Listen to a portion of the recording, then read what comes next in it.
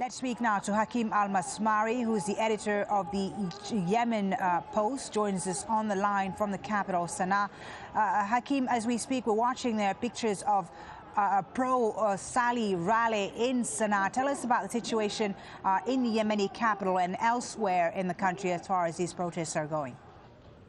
Yes, the pictures and the videos prove and talk for themselves. Saleh is not weak and is still powerful, though he has been through many and numerous attacks on his power and government over the last several weeks. The opposition has not been very serious in trying to get rid of Saleh because the friction and the problems within the opposition, the division, is now giving Saleh more power.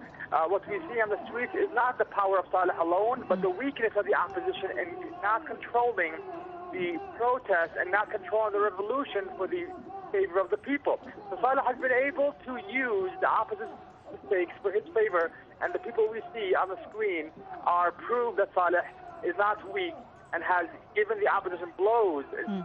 So you're saying that he clearly has still a great deal of support despite the setbacks, despite defections within the army, and despite several clerics siding with the protesters. You're saying that he still has support there today. Tell us about the anti-government demonstrations that have been going on. We're here in the city of Taiz, for instance. The anti-government protests cannot be compared to the pro-government. The pro-governments are only taking place once You mean they can't be compared in what? In terms of numbers? In numbers, the anti-protests are much, much larger. We have to keep that clear. But because they take place every day and every hour of the day. However, the pro-government are only there for 1 hour a week, so they cannot be compared. The anti-government today, our estimation that at least 3 million anti-government protesters are there in the streets, and Taiz over 800,000, nearly 1 million. So you cannot compare them, and the anti-revolution protesters or the anti-government protesters are strong in number and growing by the day.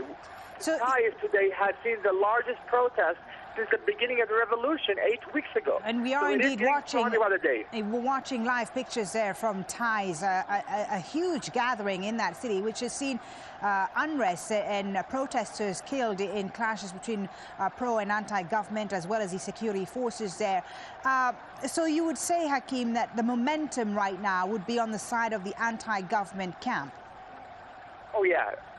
It's clearly on the anti-government's camp. Taiz, in specific, is the heart of the revolution, and the government has lost control, basically, of the entire province of Taiz. If it was not for Taiz, the government would have been still powerful. But Taiz, considering it's the biggest city in Yemen and the most educated of society, it has 98% left the hand of the government, and this will be the key for the revolution, and not the capital, Sanaa, because the politics are trying, the opposition politicians are destroying the revolution from within in Sanaa, where in Taiz, it's mainly the revolution youth who are demanding change and not the party. So how long do you think President Ali Abdullah Saleh can hold on? I mean, this crisis has been going on for months now, for several weeks anyway.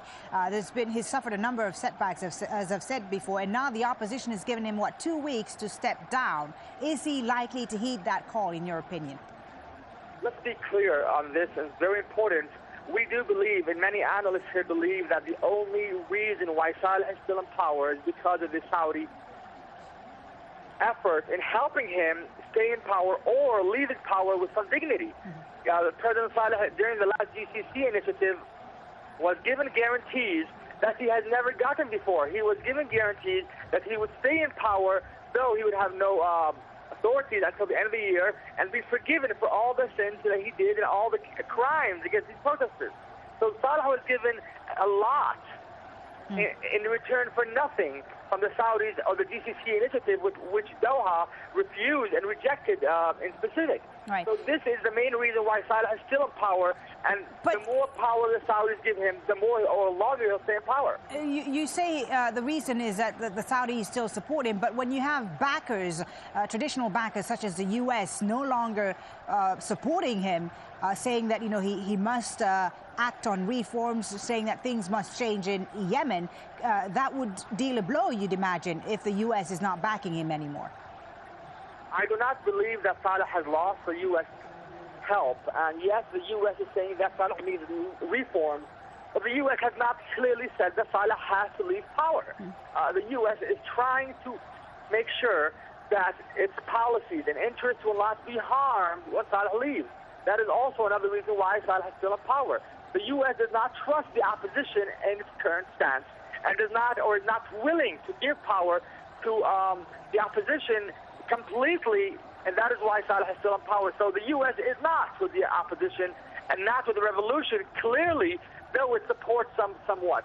The U.S. must give a strong stance and must either say that they want change or they want the Saleh regime, or give its own initiative or ideas of how they want this regime to run. Because the U.S. stance is making everything chaotic currently in the country as people are lost and do not know if the international community is with change or with the Saleh regime. Okay, Hakim Almasmari on the line there from the Yemeni capital, Sanaa, as we watch these live pictures of thousands of anti-government protesters taking part there in Friday prayers to demand once again that the Yemeni president stand down. There are protests also taking place in the city of Taiz, and a rally in support of the president also currently taking place in the capital, Sanaa. Again, Friday prayers underway in Yemen, another Friday of protests in that country.